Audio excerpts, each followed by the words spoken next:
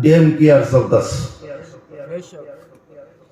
নবীর কথা স্মরণ নাই, নবীর কথা ভালোবাসা নাই, নবীর মহাব্বত অন্তরে নাই। মাহতারাম দোস্ত আজিজ, হাতে ধরছি, পায়ে ধরছি, অনুরোধ করছি, কেউ যাবেন না। ইনশাআল্লাহ কিছু কথা বলার চেষ্টা করব যদি আল্লাহ তৌফিক দেন। ঘুম তো জীবনভর ঘুমাইলাম, ঘুম কিন্তু শেষ হয় না। মন ঘুমায় না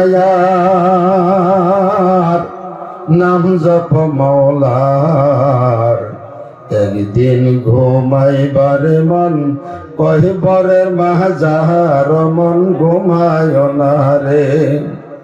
কথা ঠিক না? নমরুদ ফেরাউন ছিল কারণ সাদ্দাত, দ্বন্দ্ব ছাড়িয়া গেল কহিবরের মাহাজার, মন ঘুমায় না রে।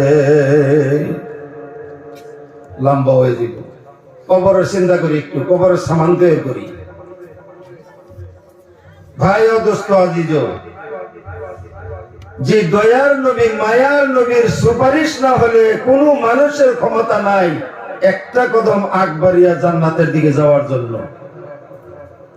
সেই নবীর উপরে আমরা দুরূদও পড়তে পারি না, দুরূদ পড়তে কষ্ট লাগে।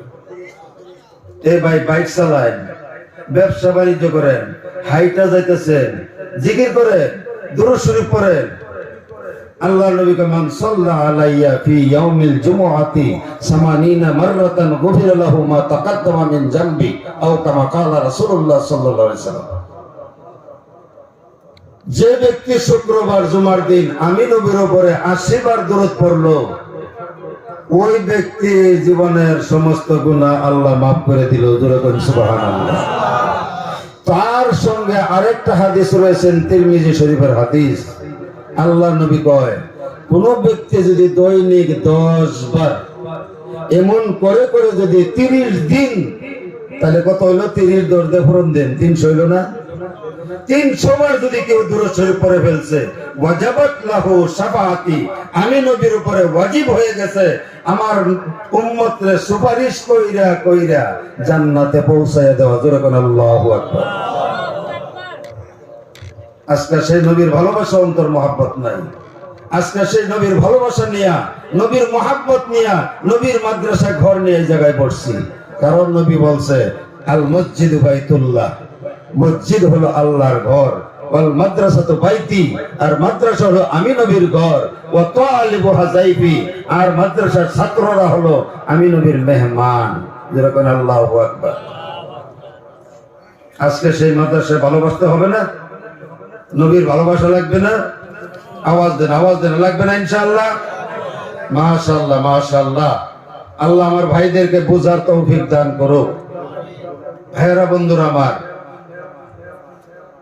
ওই নবীর সঙ্গে যদি আমাদের ভালোবাসা হয়ে যায়, তাহলে মাদ্রাসার প্রতি ভালোবাসা হবে, মাদ্রাসার প্রতি মহাব্বত জন্মে। কারণ মাদ্রাসায় গেলে ছাত্ররা শিক্ষা পায়। ইলমে দিন শিক্ষা করা ফরজ প্রত্যেকজন মুসলমান নর নারীর উপরে।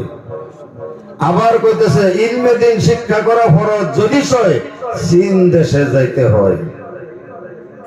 চীন দেশে যাওয়া হইল ইলমে দিন শিক্ষা করো, তার মানে কোরআন পড়ো। আজকে আমরা কোরআন পড়ার খবর নাই, কোরআন পড়ানির খবর নাই, কোরআন শোনানির খবর নাই।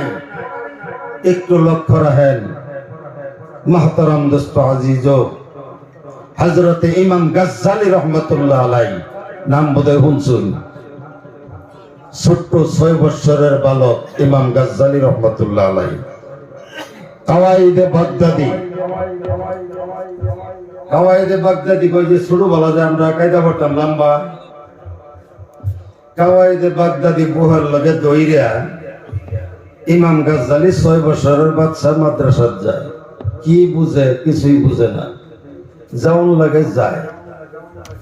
হযরতে ইমাম গাজ্জালী রহমাতুল্লাহ আলাইহি যখন ঘর থেকে বার হলো, বাড়ি থেকে বার হলো, লক্ষ্য করে দেখেন আসমান থেকে পাখি আসে।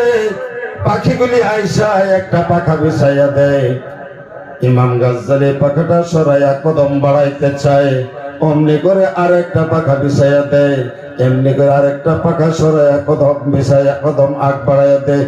এমন করতে করতে হযরত ইমাম গাজ্জালী রহমাতুল্লাহ আলাইহি মাদ্রাসায় যাইতে যাইতে আজকে প্রথম